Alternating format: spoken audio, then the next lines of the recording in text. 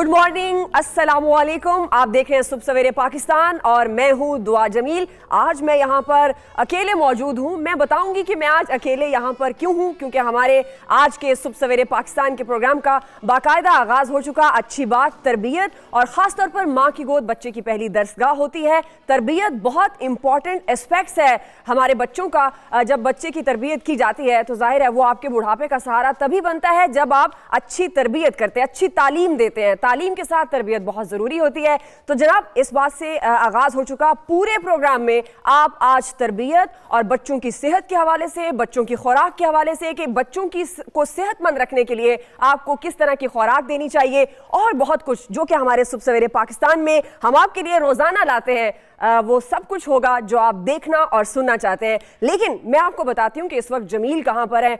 आज मौसम बहुत खूबसूरत था, बल्कि कई दिनों से बहुत खूबसूरत है। बारिशें बहुत ज़ोरों शोर से जारी हैं, बहुत से मसाइल भी हैं, लेकिन आज हम ज़रा खुशगवारियत पर बात करते हैं कि अच्छे मौसम की वजह से देखें, जमील ने कहा मैं स्टूडियो नहीं जाऊँगा, तो ज़रा जान लेते हैं कि जमील मौसम को किस तरह से इंजॉय कर रहे हैं और खड़े कहाँ पर हैं। मुझे अकेले स्टूडियो भेज दिया है। जमील, आप मुझे सुन पा रहे हैं? आज मैं अकेली स्टूडियो में हूं और आप आए नहीं स्टूडियो, तो कहां पर मौजूद हैं? अकेले अकेले मौसम एंजॉय करने अच्छा लग रहा है आपको? हेलो हेलो हेलो हेलो कैसा लग रहा है स्टूडियो में? मैं तो मौसम एंजॉय कर रहा हूँ। वाह, आप देखिए, आप मौसम एंजॉय कर रहे हैं और मैं यहाँ स्टार्ट हो गया? जी बिल्कुल, शो स्टार्ट हो गया और इस वक्त आप ऑन एयर हैं। प्लीज तो कैसा है मौसम, बताइए जरा। अच्छा, मुझे ठंडी हवाएं चल रही हैं, आपको बहुत सर्दी लग अच्छा रही है। मौसम तो बहुत अच्छा है, ठंडी हवाएं भी चल रही हैं, बारिश भी अच्छा, बारिश तो पूरी रात से चल रही है और जो सूरज की आंख मचोली है ये भी जारी है। अब पूरी रात से जो बारिश होती रही है उसके बाद ठंड में काफ़ी इजाफा है। मैं और दुआ जब ऑफिस पहुंचे तो मैं तो शायद यहाँ का यही रह गया। दुआ से मैंने कहा स्टूडियो जाओ, मैं आता हूँ, और मेरा दिल नहीं कर रहा अंदर आने का। लेकिन आज की अच्छी बात जो हमने तरबियत से स्टार्ट की, दुआ सीरियसली जो तरबियत का एक फैक्ट है, बच्चों से लेकर, मेरा ये ख्याल है कि तरबियत ज़िंदगी के किसी भी हिस्से में बहुत ज़रूरी होती है आपके लिए। बच्चे के लिए इनिशियल स्टेज पे इसलिए ज़रूरी होती है क्योंकि उसकी ग्रूमिंग स्टार्ट होती है। ज़िंदगी को किस तरीके से लेकर चलना है, तरबियत उसमें बहुत अहम है। अच्छी बात तो हो गई, मैं मौसम भी इंजॉय कर रहा हूँ। दुआ, व्हाट नेक्स्ट, क्या प्लान है? बिल्कुल, अब मेरा दिल कर रहा है मैं अपना प्लान बताऊं कि मैं बाहर आ जाती हूं और आप अंदर आ जाएं स्टूडियो ताकि मैं भी मौसम एंजॉय कर सकूं। लेकिन जिस तरह से जमील हमने अपने नाज़रीन को बताया कि तरबियत बहुत इंपॉर्टेंट होती है और जब हम किसी महज़ब फैमिली, महज़ब कौम का जिक्र करते हैं तो सबसे पहला एस्पेक्ट तरबियत ही होती है। लेकिन जब हम उस तरबियत के बहुत से पहलुओं का जायज़ा लेते हैं तो बहुत सारी ऐसी चीज़ें हैं जो हमारे सामने आती हैं। हम अपने अगले सेगमेंट की तरफ बढ़ रहे हैं और उसी का इशारा दे रही हूँ मैं, क्योंकि हम बात करने वाले हैं आज हमारे क्या मसाइल हैं। ख़ास तौर पर जब हम ट्रैफिक करते हैं तो किस तरह के मसाइल का सामना करना पड़ता है जब आप ट्रैफिक में फंस जाते हैं और जब सिग्नल्स को फॉलो नहीं किया जाता या फिर सिग्नल्स खराब होते हैं। सीरियसली दुआ, ये तो वाकई बड़ा अच्छा किया है, बहुत अच्छा किया है ये। सीरियसली अभी भी हम जब आ भी रहे थे ऑफिस तो हम कोई 45 मिनट्स ट्रैफिक में स्ट्रक रहे हैं and we were really very worry कि हम क्या करें, ऑफिस कैसे पहुंचें, फिर रेडी भी होना है और फिर शो का आगाज़ करना है, आप लोगों से मुलाकात करनी है। तो वाकई ये एक ऐसा मसला है जो कि हर रोज़ सुबह देखा जाता है। तो आज हमने ये प्लान किया कि क्यों ना लाहौर, कराची और पेशावर की अहम शाहराहों से हम अपने नुमाइंदों से ये जानें कि ट्रैफिक के कौन कौन से मसाइल हैं जिनसे शहरियों को रोज़ गुजरना पड़ता है और क्या उसके हल के लिए, उसके सद्देबाब के लिए भी कुछ किया जाता है कि नहीं। तो लाहौर, कराची और पेशावर की हम बात कर रहे हैं तो सबसे पहले कराची चले जाते हैं, क्योंकि कराची के बहुत सी शाहराहें ऐसी हैं जहां पर ट्रैफिक जैम बहुत देखने को मिलता है। तो फयाज यूनुस हमारे नुमाइंदे हैं, उनसे हम कराची की सूरत हाल पर बात करते हैं। फयाज, बताइएगा कराची के कौन से इलाके में हैं आप और यहाँ पर मेन शाहरा कौन सी है ऐसी जहाँ रोज़ ट्रैफिक जैम मिलता है, किस किस्म की मुश्किलात हैं ट्रैफिक को लेकर?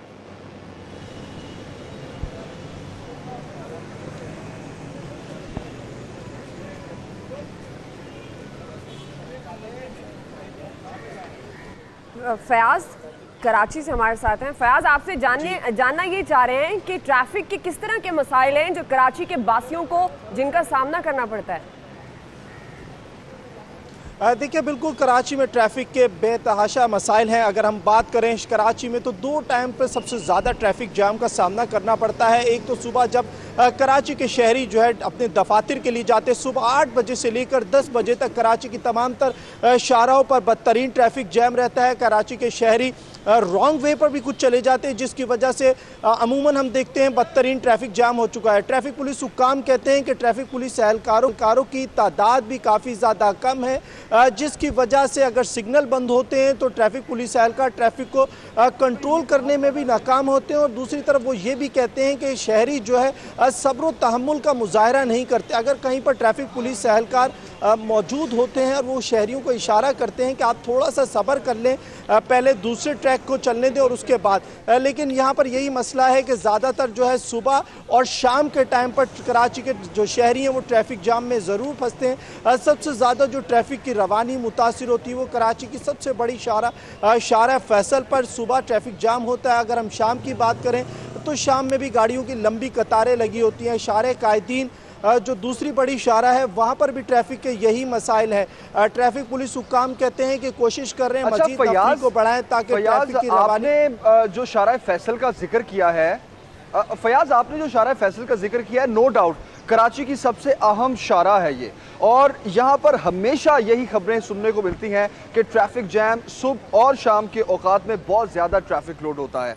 क्या इसको कंट्रोल करने के लिए कभी कोई सद्देबाब नहीं किया जाता, कोई हल निकाला जाए इसका कि बहुत ज़्यादा कब लोड होता है, वो टाइमिंग्स कौन सी हैं, उसमें डाइवर्जन्स लगा दी जाएँ या फिर ज़्यादा पुलिस एहलकार वहाँ पर आ जाएँ और इस मसले को हल करें?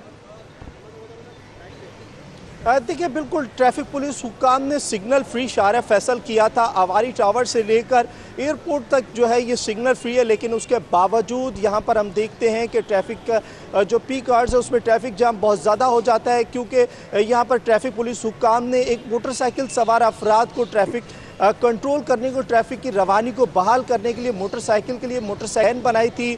उसके बावजूद भी यहाँ पर ट्रैफिक जैम होता है। ट्रैफिक पुलिस एहलकार भी मौजूद होते हैं, लेकिन जो बसें हैं वो शाम को पब्लिक ट्रांसपोर्ट रुकती है, जिसकी वजह से ट्रैफिक की रवानी बहुत ज़्यादा मुतासिर होती है। मेन रोड है जहाँ पर सबसे ज़्यादा रश होता है, और जो एतराफ़ के रोड हैं उस पर कुछ रोड जो है बंद हैं, वहाँ पर कंस्ट्रक्शन हो रही है। ज़्यादातर लोड जो है शारा फैसल पर होता है, और वहाँ पर अभी तक हम देख रहे हैं कि ट्रैफिक पुलिस एहलकार जो ट्रैफिक जैम जैसे बड़ा मसला है उसको कंट्रोल करने में अभी तक वो नाकाम है। जी, यानी ट्रैफिक पुलिस भी नाकाम है। जाहिर है फिर कराची इतना बड़ा शहर, इतनी ज़्यादा आबादी वाला शहर, और इस तरह के मसाइल जब आला हुकाम इस पर नोटिस भी लेंगे, उसका कोई ऑल्टरनेट रूट नहीं जारी करेंगे तो ये मसाइल रहेंगे।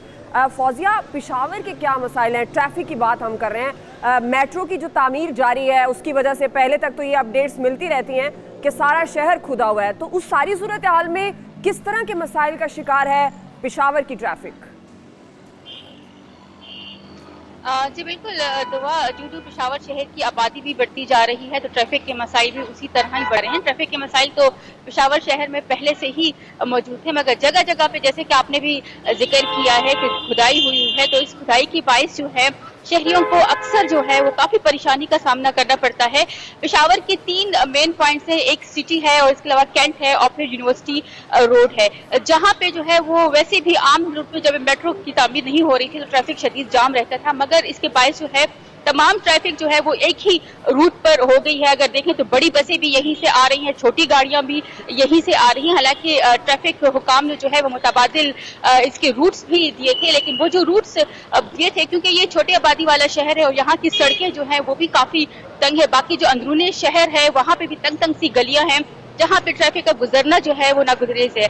तो जो रूट्स तबादील किए गए थे जैसे रिंग रोड हो गया, तो वहाँ पे तो ऑलरेडी जो है वो बड़ी लोडेड गाड़ियां वहाँ से गुजरती है, अक्सर शहरी वहाँ से गुजरने से गुरेज करते हैं। तो अक्सर हम यहाँ देखते हैं यहाँ पे ट्रैफिक एहलकारों की कमी तो नहीं है, शहरी गुजरते हैं, परेशानी का सामना करना पड़ता है। और ये सिर्फ पेशावर कराची की बात नहीं है जमील, ये तकरीबन पाकिस्तान के हर शहर की बात है जहाँ पर पुअर मैनेजमेंट है, ट्रैफिक का कोई निज़ाम नहीं है, और इसलिए पाकिस्तान इस सिस्टम में बहुत पीछे है। फयाज और फौजिया, आप दोनों सुबह सवेरे पाकिस्तान में हमें अपडेट कर रहे थे, आप दोनों का बहुत शुक्रिया। और जमील, अब मेरे ख्याल में आपको वापस आ जाना चाहिए, बहुत इंजॉय कर लिया आपने।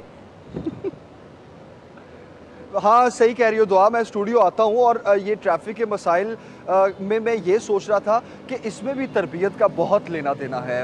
अब देखिए जहाँ जहाँ ट्रैफिक ब्लॉक होती है वहां भी आपकी तरबियत ऐसी होनी चाहिए। देखिए पूरी दुनिया में हम देखें, हम बहुत सी ऐसी पिक्चर्स देखते हैं, यूएस की, चाइना की, बहुत से बड़े बड़े ब्रिजेस की जो 8 लेन्स की ट्रैफिक ब्लॉकेज होती है, फिर भी गाड़ियां बिल्कुल सीधी खड़ी होती है। हमारी आवाम में इतनी बेसब्री है कि उनको, ठीक है सबने पहुंचना है अपनी अपनी जगहों पर, लेकिन फिर भी एक दूसरे का ख्याल करना चाहिए। हम देखते नहीं है, ट्रैफिक कवानीन को भी हम इग्नोर करते हैं और अपनी तरबियत को भी इग्नोर करते हैं और हम बिल्कुल स्टक होकर रह जाते हैं। तो इसमें भी तरबियत का बॉल लेना देना है। ठीक है दुआ, मैं आता हूं स्टूडियो।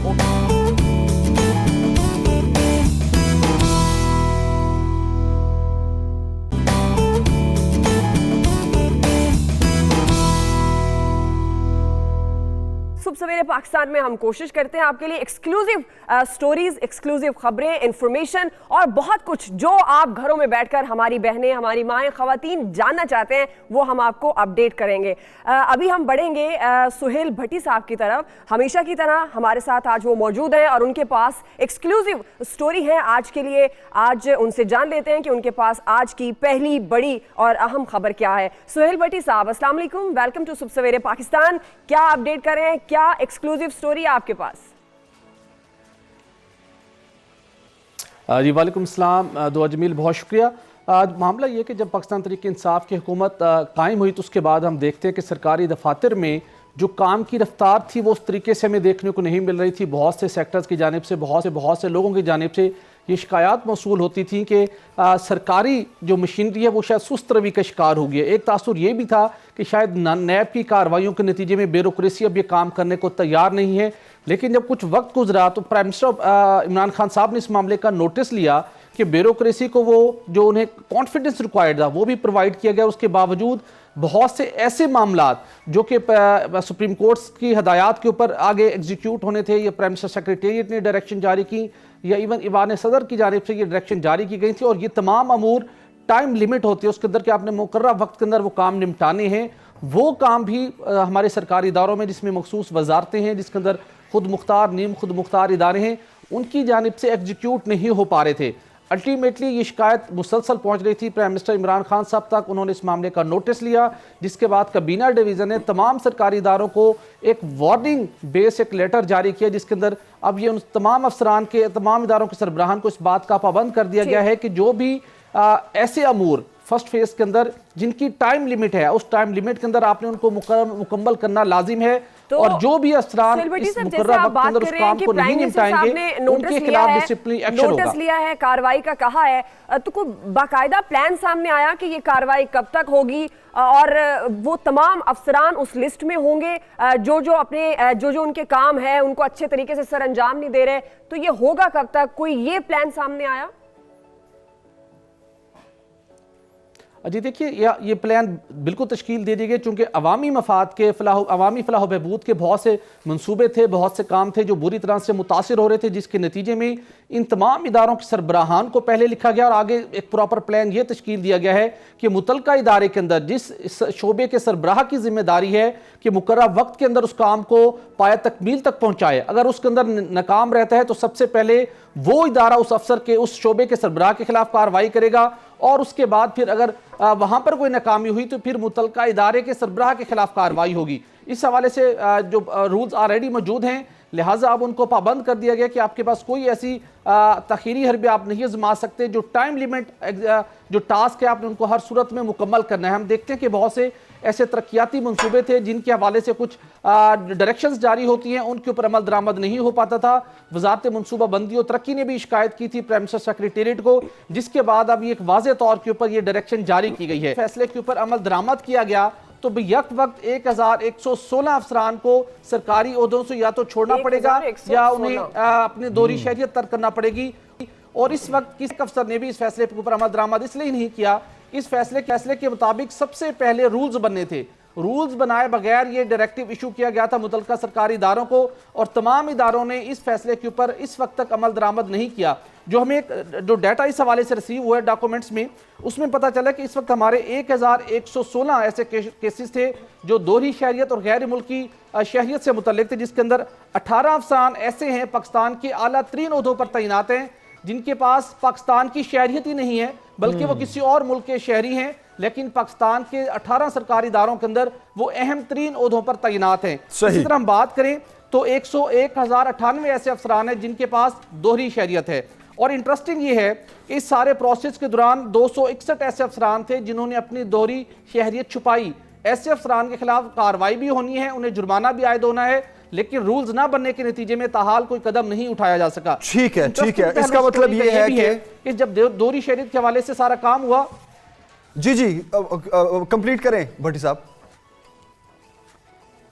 जी, इंटरेस्टिंग पहलू ये है कि इस केस के अंदर जहां हम दोहरी शहरियत की बात कर रहे थे, तो इसके अंदर 796 अफसरान ऐसे थे जिनकी बीवियां दोहरी शहरियत के हामिल थी। इनके पाकिस्तान की उनके पास शहरियत भी है और दूसरी किसी मुल्क की भी। और इसके साथ 31 अफसरान ऐसे थे जिनकी बीवियां गैर मुल्की शहरियत रखती हैं। ठीक है, ठीक है भट्टी साहब, ठीक है भट्टी साहब, ये फैक्ट्स एंड फिगर्स आपने शेयर किए और ये वाकई बड़े इंटरेस्टिंग है कि दोहरी शहरियत तो एक तरफ, बहुत से पाकिस्तानी शहरी ऐसे भी हैं जिनके पास पाकिस्तान की शहरियत नहीं है, और चूंकि आप जिस तरह बता रहे हैं कि रूल्स ना होने की वजह से अब तक कार्रवाई नहीं हुई, तो अब देखते हैं वो रूल्स कब बनते हैं और कब कार्रवाई होती है। अगली खबर भट्टी साहब क्या है? नेशनल टैलेंट हंट प्रोग्राम से मुतालिक क्या एक्सक्लूसिव है? जी मिनिस्टर साहब, ये एक अच्छा इनिशिएटिव ये है कि हमारी मुख्तलिफ कंपनियां, जिसके अंदर सरकारी शोबे की कंपनियां भी शामिल हैं, जिसके अंदर प्राइवेट कंपनियां भी शामिल हैं, जिसके अंदर स्पेशली अगर हम बात करें तो ENP सेक्टर से वाबस्ता कंपनियां हैं जिनकी ये बुनियादी जिम्मेदारी होती है पेट्रोलियम कंसेशन एग्रीमेंट के तहत कि वो अपनी सालाना जो उनकी प्री टैक्स आमदन होती है उसमें से 1% वो कारपोरेट सोशल रिस्पॉन्सिबिलिटी पर खर्च करेंगे। माजी से हम देखते हैं कि गुज़श्ता कई सालों से ये प्रैक्टिस तो जारी थी, सियासी बुनियादों के ऊपर इस खतीर रकम को जो कि अरबों रुपए सालाना बनती है, मुख्तलिफ इजला के अंदर जो ऑयल एंड गैस प्रोड्यूसिंग इजला होते हैं वहाँ पर ये रकम खर्च की जाती है पॉलिटिकल बेसिस के ऊपर, सियासतदानों की जानिब से दी जाने वाली स्कीमों के ऊपर, लेकिन अमली तौर के ऊपर उस इलाके के कोई बड़ी तब्दीली ये रकम नहीं ला सकी। एक अगर हम केस की बात करें, KP के अंदर एक करक का इलाका है, वहाँ पर गुज़श्ता 10 सालों के दौरान 20 अरब रुपए की रकम मुख्तलिफ स्कीमों में खर्च की गई है, लेकिन आप ऑन ग्राउंड जाएं तो आप उस इलाके की हालत आज भी आपको बहुत पसमानदा तरीन दिखाई देगी। उसके अंदर बहुत से फैक्टर है कि उस रकम का, उन स्कीमों का ऑब्जेक्टिव और दुरुस्त अंदाज में उस स्कीमें तैयार नहीं की जाती। लेकिन 2016 से OGDCL ने इस CSR के तहत इस प्लान के ऊपर नज़रसानी की और यह फैसला किया गया कि क्यों ना ऐसे इलाके जो पसमानदा तरीन इजला हैं, दूर दराज के इलाके, वहाँ से टैलेंट हंट किया जाए, तो जो टैलेंटेड नौजवान हैं इंटरमीडिएट लेवल के ऊपर उनको तलाश किया जाए, उनको fully scholarship based facility provide की जाए। इंपॉर्टेंट एलिमेंट ये था कि इन हमारे इस यूनिवर्सिटी के उन तलबा ने जो दूर दराज इलाकों से ताल्लुक रखते थे, गरीब तलबा थे, उनको अमेरिका के अंदर जाकर बोस्टन में इस कंपटीशन में मौका मिला। 1 लाख से ज्यादा स्टूडेंट्स में से हमारे 3 पाकिस्तानी वो नौजवान जो गरीब इलाकों से ताल्लुक था, उन्होंने इस कंपटीशन को विन किया है। उनकी आइडियाज़ के ऊपर जो बोस्टन के अंदर वो इदारा था, उन्होंने उसको रिकॉग्नाइज किया है, उनको प्राइज दिया गया है और उनकी आइडियाज़ को काबिल अमल करार दिया गया है। तो ये एक बड़ी इनकरेजिंग सिचुएशन है कि स्पेशली पाकिस्तान का जरी शोबा और किसान जिस माली मुश्किलात से दो चार हैं, तो एक ऐसी यूथ हमारे पास मौजूद है जिन्हें पहले आला तरीम के मौके तक मुयस्सर नहीं थे, उन्होंने ऐसा प्लान बनाने के बहुत अच्छी बात है, बहुत जबरदस्त बात है। सोहेल भट्टी साहब, 2 एक्सक्लूसिव स्टोरीज आपने हमारे साथ शेयर की और सुबह सवेरे पाकिस्तान के वाले, बिल्कुल यस बिल्कुल, और ये बहुत अच्छी बात है कि आज की दोनों स्टोरीज पॉजिटिव थी वाकई। और सोहेल भट्टी साहब, बहुत शुक्रिया आपका। अभी हम क्या एक ब्रेक लेंगे और ब्रेक के बाद हम वापस आएंगे तो हम बात करेंगे बच्चों के मसाइल की, उनकी सेहत की, उनकी आंखों की, उनके दिमाग की और खास तौर पर उनकी तरबियत की, क्योंकि जहां वर्ड आ जाता है तरबियत तो उसकी बहुत सी शाखें हैं और हम कोशिश करेंगे कि इन तमाम चीजों को हम डिस्कस करें। बिल्कुल, हमारे साथ हमारा पूरा पैनल मौजूद होगा जो आपको बताएगा कि आपके बच्चों की अच्छी तरबियत किस तरह से होती है और अच्छी तरबियत के अवामिल क्या होते हैं। आपके बच्चों की अच्छी सेहत के लिए उन्हें क्या क्या खाना चाहिए, क्या नहीं खाना चाहिए। और हम ये भी आज अपने पैनल से जानने की कोशिश करेंगे कि अगर आपके बच्चों को छोटी मोटी घर में कोई बीमारी होती है तो आपको उसके घर के अंदर रहकर या डॉक्टर के पास किस सिचुएशन में जाना चाहिए, उन बीमारियों से कैसे फाइट करना चाहिए, क्योंकि आज अगर आपके बच्चे हेल्दी होंगे तो कल आपका मुस्तकबिल हेल्दी होगा। बिल्कुल, ये सब जमील हम करें ब्रेक के बाद वापस आते हैं। आप देखते रहिएगा सुबह सवेरे पाकिस्तान।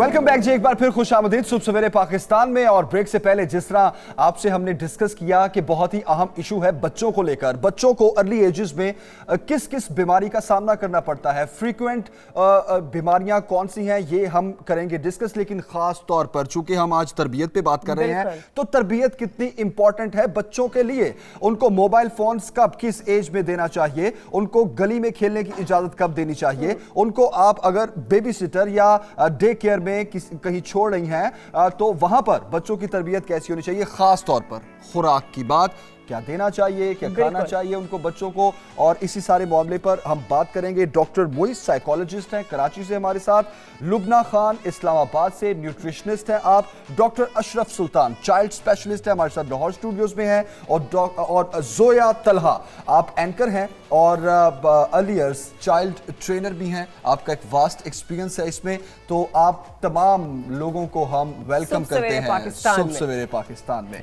तो डॉक्टर साहब से स्टार्ट किया जाए। बिल्कुल डॉक्टर साहब, जैसे कि आगाज़ में जमील ने बता भी दिया कि हम चाहते हैं कि आज हम अपने पैनल से जो इसके चारों एस्पेक्ट्स हैं कि अच्छी खुराक क्या होती है और बच्चे की साइकी क्या होती है जो पेरेंट्स समझ नहीं पाते हैं, और फिर चूंकि आप डॉक्टर हैं तो वो कौन सी ऐसी चीज़ें हैं जो बच्चों को बीमारियों की तरफ ले जाती हैं। आप समझते हैं कि अच्छी खुराक का ना मिलना, या वो कौन सी बुनियादी बीमारियां हैं जो बच्चों को 5 साल से छोटे बच्चों को बहुत ज़्यादा फ्रीक्वेंटली देखी जाती है। बहुत शुक्रिया। सबसे पहले तो हम ख़ुराक की बात कर लेते हैं जी, क्योंकि अगर ख़ुराक मुनासिब ना हो तो बच्चे कुछ जिसको हम मेल न्यूट्रिशन कहते हैं या ग़िज़ा की कमी कहते हैं उसका शिकार हो जाते हैं। और पाकिस्तान में अनफॉर्चुनेटली शायद ग़िज़ा की इतनी कमी नहीं है जितने बच्चे ग़िज़ा की कमी का शिकार हैं, क्योंकि उनको एप्रोप्रिएट न्यूट्रिशन नहीं मिलती। जैसे फिगर्स आपने देखे होंगे, मैं वो उससे ज़्यादा बम्बार्ड नहीं करना चाहता, कि पाकिस्तान में तकरीबन 45% के करीब बच्चे स्टंटेड हैं। तो स्टंटिंग बेसिकली एक न्यूट्रिशन की कमी है जो कि काफ़ी लंबे अरसे तक रहती है, तो तब जाके स्टंटिंग होती है। और दूसरी चीज़ ये है कि वेस्टिंग होती है, बच्चे उनका वज़न अपनी उम्र से कम होता है। स्टंटिंग जो होती है वो उनकी हाइट जब अपनी उम्र से बहुत ज़्यादा कम हो जाए तो उसको हम स्टंटिंग कहते हैं। सही। और वज़न अगर कम हो तो वो मेल न्यूट्रिशन की डिफरेंट डिग्रीज़ हैं। जब काफ़ी ज़्यादा वेट कम हो जाता है तो फिर हम उसको वेस्टिंग कहते हैं। बुनियाद तो जो है वो माँ के पेट से रखी जाती है। माँ की सेहत अच्छी हो, उसकी न्यूट्रिशन अच्छी हो, उसमें खून की कमी ना हो, ये तमाम चीज़ें होंगी तो वो एक हेल्दी बेबी को, जिसका कि अप्रोप्रिएट वेट होता है पैदाइश पे जितना होना चाहिए, 3.5 kg के करीब उतना होना चाहिए। ठीक है। अच्छा डॉक्टर साहब, why not to discuss this point माँ की सेहत के हवाले से सबसे करते हैं, फिर हम नेक्स्ट आते हैं कि हमें नेक्स्ट कौन सी चीज़ इसमें डिस्कस करनी है। तो मैं ये चाह रहा था कि लुबना खान इस्लामाबाद से जो न्यूट्रिशनिस्ट हैं उनसे हम बात करते हैं कि लुबना, आपके ख्याल में जिस तरह डॉक्टर साहब ये बात कर रहे हैं कि माँ की सेहत तो बुनियाद है, कि माँ की सेहत का ड्यूरिंग प्रेगनेंट अच्छा होना बहुत ज़रूरी है, लेकिन वो बच्चे जिस तरह स्टंटेड ग्रोथ का मामला है या ग़िज़ा की कमी है, तो ऐसी वो कौन सी चीज़ें हैं ग़िज़ा में जो पेरेंट्स इग्नोर कर देते हैं लेकिन वो बच्चे के लिए बहुत ज़रूरी होती हैं। जी अस्सलाम वालेकुम, थैंक यू सो मच। ये मैं बहुत खुश हुई सुन के ये जो डॉक्टर साहब ने पॉइंट रेज़ किया है कि बिल्कुल जब एक एक्सपेक्टेंट मदर जो होती है, जब आप प्रेग्नेंट होते हैं, आपके बच्चे की सेहत तब से ही शुरू हो जाती है। और मसला ये है हमारे मुल्क में स्पेशली कि लैक ऑफ अवेयरनेस बहुत ज़्यादा है। हम अपने माओं को समझा ही नहीं रहे कि आपने प्रॉपर सप्लीमेंट्स लेने हैं, आपने वाइटामिन लेने हैं, सब्ज़ी खा लें, सब कुछ ठीक हो जाएगा। लेकिन इसमें आपने कितना खाना है, आपके पोर्शन साइजेस, इस सब पे अपने आप को सेल्फ एजुकेट करना, आप क्या चीज़ खा रहे हैं वो देखना बहुत ज़रूरी है। एम्प्टी कैलोरीज जिसको मैं कहना चाहूँगी, वो बहुत ज़्यादा कंजम्पशन है हमारे पास, कि हम खाली चीज़ें बहुत ज़्यादा खाते हैं। जंक फूड हो गया, पोर्शन साइज अगर हम देखें तो हर चीज़ को सुपर साइज कर लेना, ये सारी चीज़ें बहुत ज़रूरी कि पेरेंट्स दोनों, माँ और बाप दोनों को पता होना चाहिए कि क्या ग़िज़ा उनकी अपनी हो तो बच्चा पैदा होगा सही से, और जब वो पैदा हो जाए तो उसके लिए आपने कैसे रोल मॉडल करना है। ये तो बहुत एक अहम पॉइंट्स हैं। तो सप्लीमेंट्स लेना, एक्सपेक्टेंट मदर के लिए आयरन की कमी ना हो जाए, इसके लिए आप प्रॉपर बी वाइटामिन और मीट की कंजम्पशन लेना। अगर आप मीट नहीं ले रहे हो तो आप लेंटिल्स यानी कि दाल वगैरह आप ले लें। इतनी सारी चीज़ें मौजूद हैं हमारे मुल्क में, लेकिन हमें उनके बारे में पता नहीं है। सब्ज़ी हम लेते नहीं हैं, हरी सब्जियाँ इतनी ज़रूरी हैं, हमारे अंदर प्रोटीन की कमी है, ग्रीन्स हम लेते नहीं हैं, हेल्दी फैट्स हमारे लिए इतने ज़रूरी हैं वो भी हम लेते हैं। Olive oil, avocado, coconut milk, इतनी ज़्यादा चीज़ें, पाकिस्तान तो भरा हुआ है इन हेल्दी चीज़ों से, लेकिन हमारे पास अवेयरनेस नहीं है।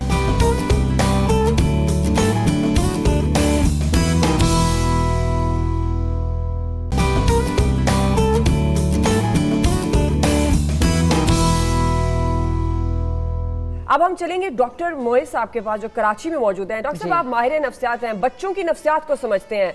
आप समझते हैं कि नफ्सियाती तौर पर ये एलिमेंट्स भी हो सकते हैं जो बच्चों को बीमारी की तरफ ले जाते हैं कि ग़िज़ा कम है या अवेयरनेस नहीं है, या आपके ख्याल में नफ्सियाती तौर पर डिफरेंट बीमारियां डिफरेंट रीजंस हो सकती हैं?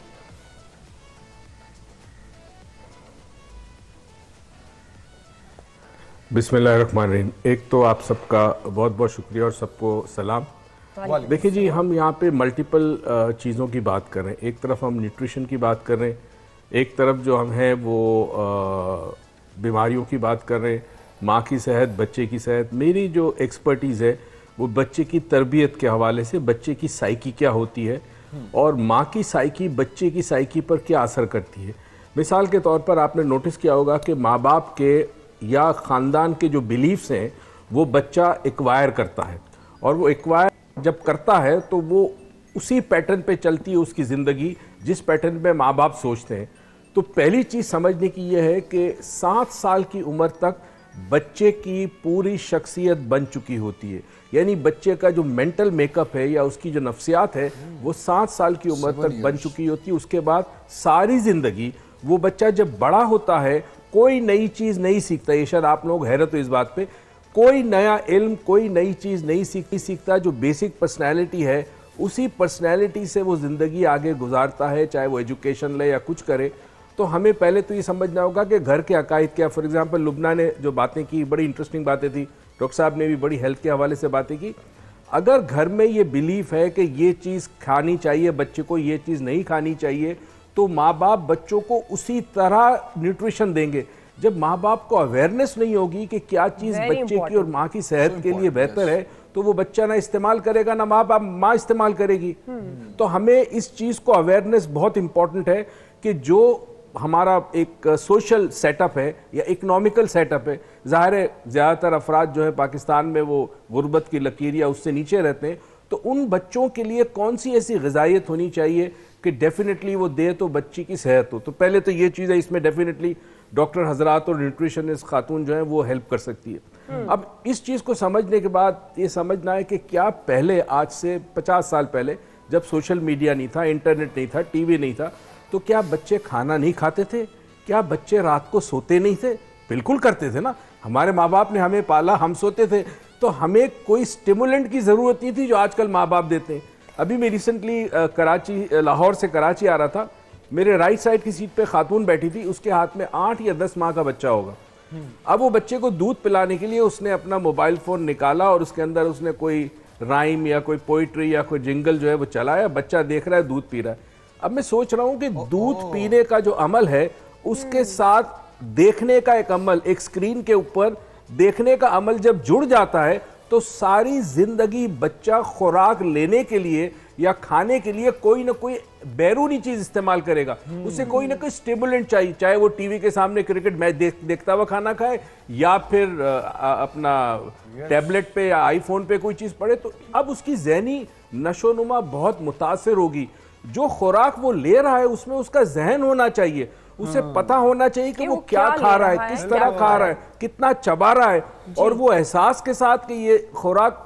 जी ठीक है डॉक्टर साहब, ये बहुत इंपॉर्टेंट तो मेरे ख्याल में बहुत इंपॉर्टेंट है। थोड़ा सा फोकस करना चाहिए कि न्यूट्रिशन क्या है बिल्कुल सही है, बिल्कुल सही है। मैं basically why not to ask Zoya, आप इनका एक वास्ट एक्सपीरियंस है इसमें बच्चों की ट्रेनिंग के हवाले से, और early age training, early age, और फिर डॉक्टर साहब की ये बात इंपॉर्टेंट कि 7 साल तक बच्चे ने जो सीखना होता है वो सीख लेता है। साइकोलॉजिकल इफेक्ट्स पे उन्होंने बात की। तो एज ए ट्रेनर आप क्या समझती हैं कि ट्रेनिंग के वो कौन कौन से पार्ट्स ऐसे हैं जो मदर, जो कि घर के अफराद, जो पेरेंट्स इग्नोर करते हैं और वो इग्नोर नहीं होने चाहिए? Thank you Jameel, thank you Dua कि आप लोगों ने मुझे आज इनवाइट किया, और माशाल्लाह इतने सीनियर और इतने काबिल लोगों के साथ बात करके और उनकी बातें सुन के मुझे तो ये समझ में नहीं आ रहा कि मैं इसमें क्या एडअप करूं। बहरहाल being a mother and being a practitioner, जितना भी मैंने अपना जो वक्त है जो बच्चों के साथ गुजारा और उसके बाद फिर अपने बच्चों की अब ट्रेनिंग जिस तरीके से मैं उनकी तरबियत कर रही हूँ, एक्सपीरियंसेस ज़िंदगी के जो मुझे मददगार साबित हुए मेरे अपने बच्चों की तरबियत करने में। बच्चों की बात की जाए, बच्चे बिल्कुल एक फूल है, जैसे फूल खिलता है, एक नाजुक सी एक चीज़ है जिसकी अपनी एक फैंटेसी है, उसकी अपनी एक वर्ल्ड है, उसकी अपनी एक इमेजिनेशन है। एक चीज़ जब बनती है, फलती है, फूलती है तो उसको अपने लिए एक जगह चाहिए होती है। इन्वायरमेंटल फैक्टर्स उसमें इन्वॉल्व होते हैं, उस पर इफ़ेक्ट करते हैं। अब जैसा माहौल होता है वो वैसा ही खिलता है, वो उसी तरह से बढ़ता है, उसी तरह से फलता है, फूलता है। धूप की रोशनी उसके लिए अच्छी है, फेवरेबल है, उसको सही पानी मिल रहा है, उसको प्रोटेक्शन मिल रही है, तो वो सही तरीके से बढ़ रहा है, अच्छा है, खूबसूरत है, ठीक है। लेकिन अगर वो सारे फैक्टर्स जो हैं, ये सिर्फ एक एग्जांपल है, मैं बात कर रही हूँ कि अगर ये सारी चीज़ें उसके लिए फेवरेबल नहीं हैं तो फिर उसकी जो बढ़ोतरी है, उसकी जो ग्रोथ है, वो ऑफ कोर्स वो इफ़ेक्ट करेगी। हमारे साइकियाट्रिस्ट्स ने भी ये बात की, हमारे डॉक्टर्स ने भी ये बात की, हमारे न्यूट्रिशनिस्ट्स ने भी यहाँ पर यही बात की कि सबसे पहले तो डाइट, सबसे पहले खुराक, कि वहाँ से जहाँ से माँ के पेट से ये चीज़ जो है शुरू होती है और दुनिया में आने के बाद खुराक तो आप कर ही रहे हैं। हमारी अवेयरनेस भी, हमारे एक्सपर्ट्स ने यहाँ पर बात की कि अवेयरनेस नहीं है। अवेयरनेस एक्चुअली में हम लोगों को हो भी ना तो हम उसकी तरफ जाते नहीं हैं। उसकी क्या रीज़न? हमारे लाइफस्टाइल्स, हमारी अपनी रूटीन, हम माँ बाप के रवैये, बच्चों के साथ जो एक बॉन्डिंग का जो इतना बड़ा गैप है कि उनको अपनी दुनिया में रहने देना और उनकी दुनिया पे कोई चेक एंड बैलेंस नहीं, कोई पूछना नहीं, इन्वॉल्वमेंट नहीं, जितना कम है उतने रिस्क फैक्टर्स बढ़ जाते हैं। और बाउंडिंग के साथ बाउंड्रीज भी बहुत इंपॉर्टेंट है। बाउंड्रीज के साथ बाउंड्रीज भी देखें, जितना आप क्लोज हैं ना, रिस्क फैक्टर्स उतने कम हैं। चाहे वो बच्चों की जिस्मानी तरबियत की बात आ रही है, बीमारी बढ़ने की बात आ रही है, या उनकी जिस्मानी ज़हनी तरबियत की बात आ रही है। एक माँ जितने अच्छे तरीके से बच्चे को केटर कर रही है, अच्छी खुराक पे तवज्जो दे रही है, उसकी हाइजीन की जो है देखभाल कर रही है, बच्चों के कमरे को देखा जा रहा है, क्योंकि देखें बच्चे का कमरा पूरे घर में वो जगह है जहाँ पर जर्म्स जो हैं इनकी बढ़ने की जो टेंडेंसी है सबसे ज़्यादा होती है। और माँ बाप के झगड़े कितना अफेक्ट करते हैं माँ बाप के? अब वही बात आ जाती है लाइफस्टाइल। अब वो नोक झोंक, आपका बच्चा, आप यकीन मानिए कि आपका बच्चा इस दुनिया में आने से पहले से इवन की जब बात की जाती है, डॉक्टर साहब ने भी ये बात की, एक्सपर्ट्स ने भी ये बात की कि माँ जो सोचती है वो बच्चे पर जा रहा है, बच्चा आपका उस तरीके से बढ़ रहा है, उसकी नशोनुमा उस तरीके से पेट में हो रही है। मैं अपनी मिसाल देती हूँ, मेरे दोनों बच्चे जो हैं वो कलरिंग, ड्राइंग, स्केचिंग में बड़े कोई एक्सपर्ट किस्म के हैं। कोई तारीफ नहीं कर रही हूँ, स्टमक के बैठी हुई हूँ, लेकिन मतलब मैं भी देख के हैरान हो जाती हूँ। वाई? क्योंकि जब वो पैदा होने वाले थे तो उन दिनों जिस तरीके से मैं जो क्लासेस ले रही थी बच्चों के साथ, वो कलर्स पे होती थी, स्केचिंग पे होती थी, आर्ट पर होती थी, डिजाइन पे, क्राफ्ट पर होती थी। तो ये चीज इनडायरेक्टली उनमें आई है। ठीक है, यानी बच्चे के जो सीखने का, पलने बढ़ने का, सेहतमंद होने का जो प्रोसेस है वो इनिशियली स्टार्ट हो जाता है, और माँ की लाइफस्टाइल, माँ का लाइफस्टाइल बच्चे पर भी असरअंदाज होता है। ना सिर्फ माँ का, आपके घर में जितने भी अफराद हैं, सबका, चचा हैं, आपकी फुप्पो हैं, आपके दादा हैं, दादी हैं, नाना नानी, जितने भी अफराद हैं, आपके वालिद हैं, आपकी वालिदा, सब लोगों का ठीक। अच्छा डॉक्टर साहब, अब 2-3 चीज़ें हम इसको वाइंड अप उस तरह करते हैं कि आपने बात की ग़िज़ा से, अवेयरनेस की बात हुई, तरबियत जो सबसे इम्पॉर्टेंट एस्पेक्ट्स है। इसके अलावा ग़िज़ा के अलावा भी कोई ऐसी चीज़ें हैं जो कॉज बन सकती हैं छोटे बच्चों की बीमारियों का, जिसको निपटा जा सकता है घरेलू सतह पर है और एक माँ उसको क्योर कर सकती है? आपके सवाल पे आने से पहले मैं एक थोड़ी सी बात करना चाहूँगा कि माँ की सेहत का बच्चे के पैदाइशी वज़न पे असर होता है और वो एक बुनियाद होती है कि अगर बुनियाद कमज़ोर हो जाती है तो उसका सिर्फ जिस्म की, जिसको हम ग्रोथ कहते हैं, उस पर असर नहीं होता, उसकी डेवलपमेंट जो है, जो स्किल्स उसने एक्वायर करने हैं आगे, उन चीज़ों पे भी जाके असर होता है। उसके बाद फौरी बाद फिर आ जाता है बच्चे की अपनी न्यूट्रिशन कि वो क्या लेना शुरू कर देता है। इसके बारे में तो कोई दुनिया में शक व शुबा ही नहीं है कि उसके लिए बेस्ट न्यूट्रिशन जो है वो माँ का दूध है। ये बात मेरा ख़्याल है कि अवेयरनेस की बात हो रही है तो पाकिस्तान में मेरा ख़्याल है हर मर्द भी जानता है, माएँ तो जानती हैं, मर्द भी जानता है कि बच्चे के लिए सबसे अच्छी ग़िज़ा माँ का दूध है। लेकिन इट्स मोस्ट अनफॉर्चुनेट कि पाकिस्तान में माँ का दूध पिलाने की शरह वक्त गुज़रने के साथ साथ गिरती जा रही है, अच्छी नहीं हो रही। और ये एक बहुत बड़ा फैक्टर है। ये सिर्फ न्यूट्रिशनल फैक्टर नहीं है, इमोशनल, साइकोलॉजिकल बॉन्डिंग की बात हो रही थी कि बॉन्डिंग बच्चा जब माँ के लैच ऑन करता है तो जितना एक डिस्टेंस होता है उससे उसके माँ का चेहरा उसके ज़हन में प्रिंट हो जाता है, तो वो उसको अपनी माँ समझता है। तो ये कम क्यों हो रहा है? दिस इज़ अनफॉर्चुनेट जी। इसके बहुत सारे फैक्टर हैं, मल्टीपल फैक्टर्स हैं।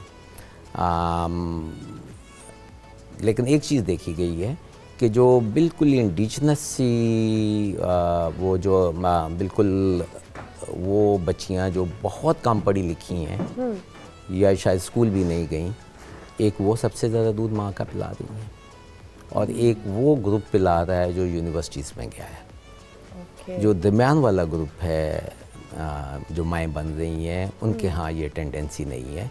अक्सर होता है ऐसा है कि माँ अपना दूध शुरू करती है लेकिन उसके बाद वो बॉटल साथ में दे देती है और बॉटल इतनी कन्वीनियंट है बेबी के लिए कि बेबी आहिस्ता आहिस्ता माँ का दूध छोड़ जाता है।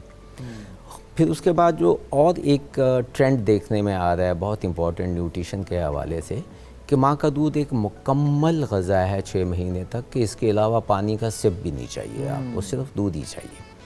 लेकिन 6 महीने के बाद दूध काफ़ी ग़िज़ा नहीं है, आपको नीम ठोस ग़िज़ा उसमें ऐड करनी है और ग्रेजुअली बिल्ड करनी है और वो जो ग़िज़ा आपने ऐड करनी है वो बैलेंस डाइट होनी चाहिए कि मतलब प्रोटीन भी है, फैट भी है, कार्बोहाइड्रेट भी है, सब कुछ उसके अंदर एक अप्रोप्रिएट रेशो में है।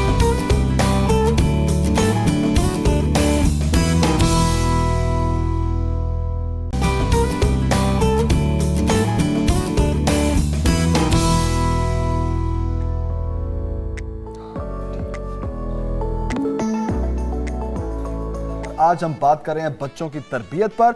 डॉक्टर साहब, डॉक्टर मोइस, आपके लिए एक सवाल छोड़कर गया था मैं कि साइकोलॉजिकल इफेक्ट्स क्या होते हैं, खास तौर पर एक माँ जब बच्चा उसके पेट में होता है, एक ऐसा प्रोसेस होता है जो बहुत पेनफुल होता है, उस टाइम पे माँ का स्ट्रेस फ्री रहना कितना जरूरी है, कितना इंपॉर्टेंट है। और फिर बच्चा जब वो घर में नोक झोंक देखता है, माँ बाप को लड़ता हुआ देखता है, तो वो साइकोलॉजिकल इफेक्ट्स क्या होते हैं बच्चे पे?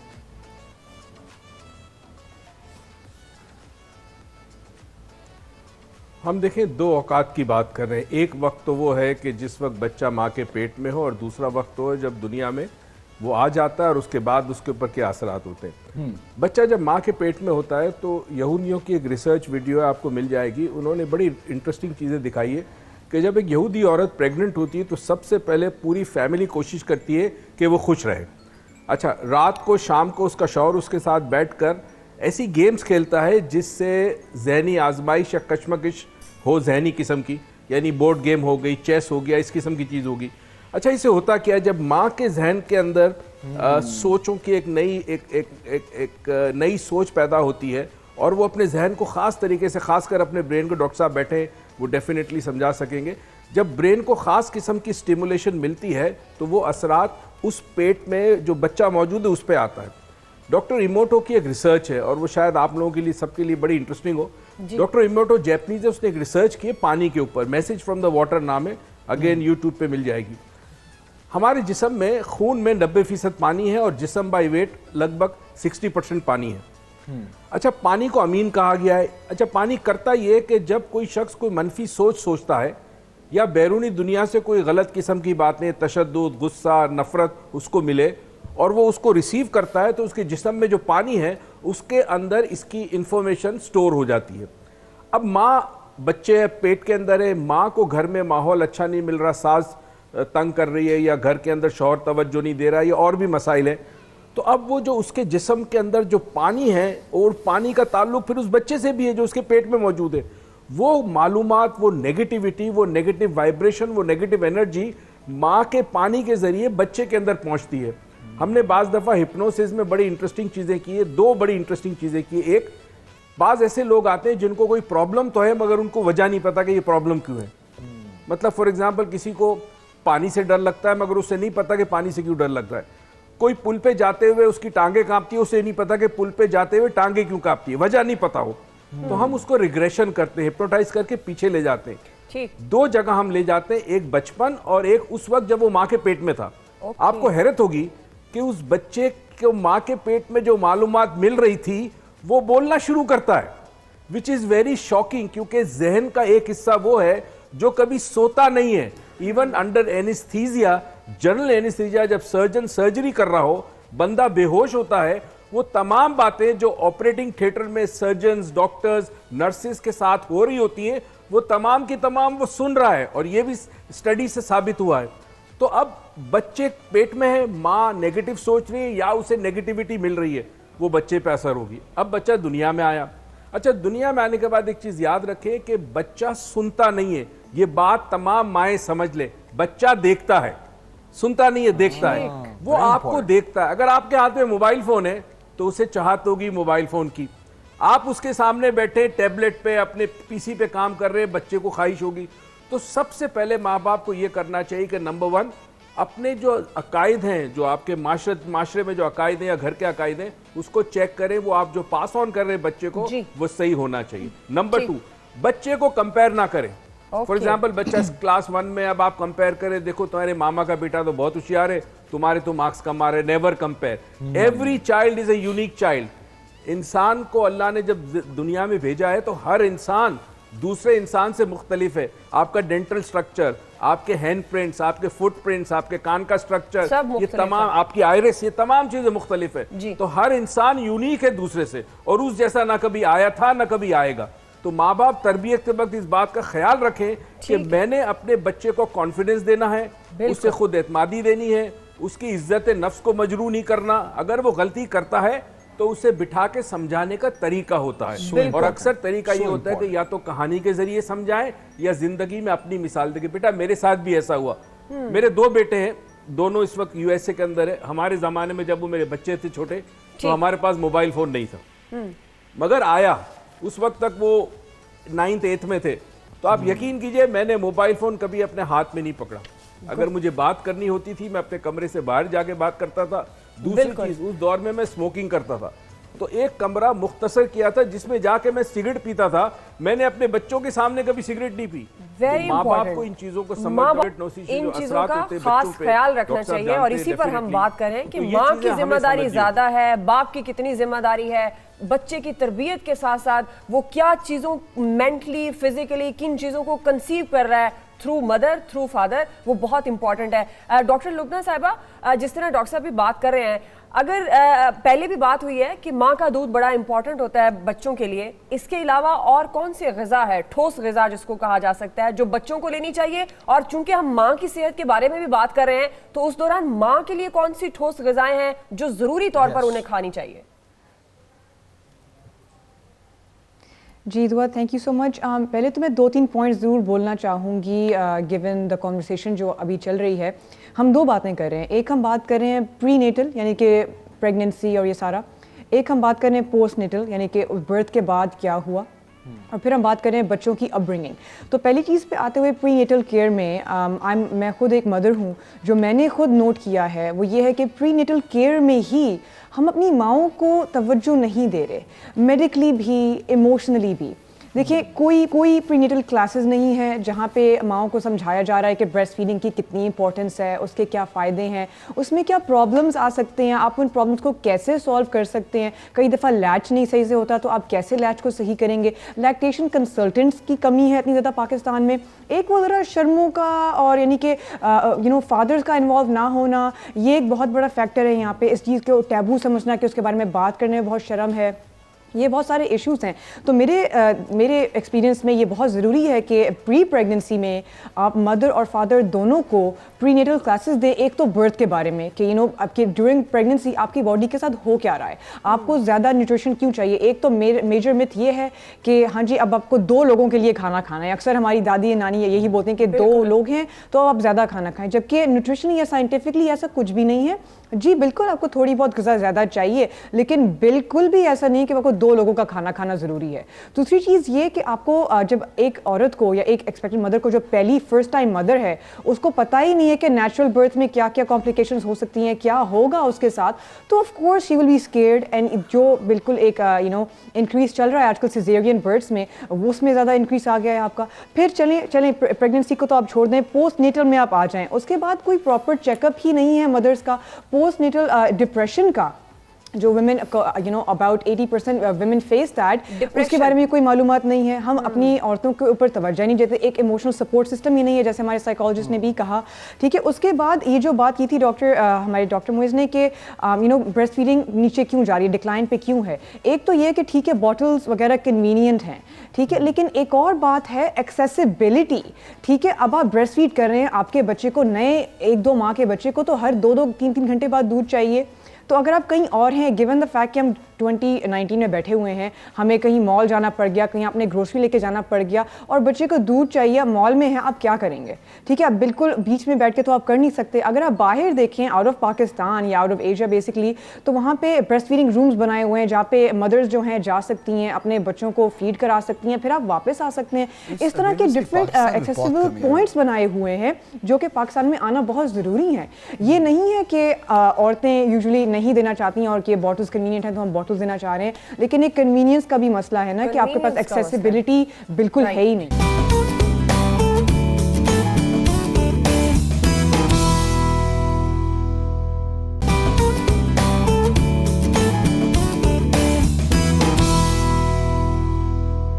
बीमारियां कौन सी हैं जिनको इनिशियली स्टेज पर जिनसे निपटा जा सकता है ताकि बच्चे बड़े होकर बिल्कुल हेल्दी हो? इसको इस एस्पेक्ट्स में देखिए कि बच्चा सुनता नहीं है, देखता है।